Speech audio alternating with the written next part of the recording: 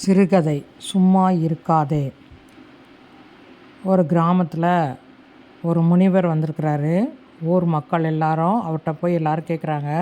சோம்பேறியாக இருக்கக்கூடிய ரவியும் போய் முனிவரை பார்க்குறாரு. நான் உனக்கு ஒரு மந்திரம் சொல்கிறேன், உனக்கு எல்லாம் கிடைக்கும். ஆனால் குரங்கை பற்றி மட்டும் நீ நினைக்கவே கூடாது அப்படின்னு சொல்லிடுறாரு. சரி அப்படின்னு சொல்லி ரவியும் போய் வீட்டில் அந்த மந்திரத்தை சொல்கிறாரு. குரங்கை நினைக்கக்கூடாதுன்னா குரங்கு வாழைப்பழம் சாப்பிட்ற மாதிரி அவன் கண்ணுக்கு முன்னாடி வருது. ஒரு தடவை சொல்லும் பொழுது, அடுத்த 2வது தடவை மந்திரம் சொல்லும் பொழுது குரங்கு மரத்தில் தாவுற மாதிரி தொங்குற மாதிரி அவனுக்கு தெரியுது.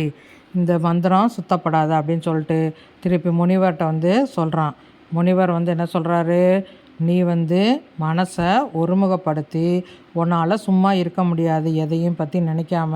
அதனால் நீ மனசை ஒருமுகப்படுத்தி ஏதாவது ஒரு வேலையை செஞ்சனா அதில் உனக்கு வெற்றி கிடைக்கும். சோம்பேறியாக இருக்கிறதுனால எந்த வெற்றியும் கிடைக்காது.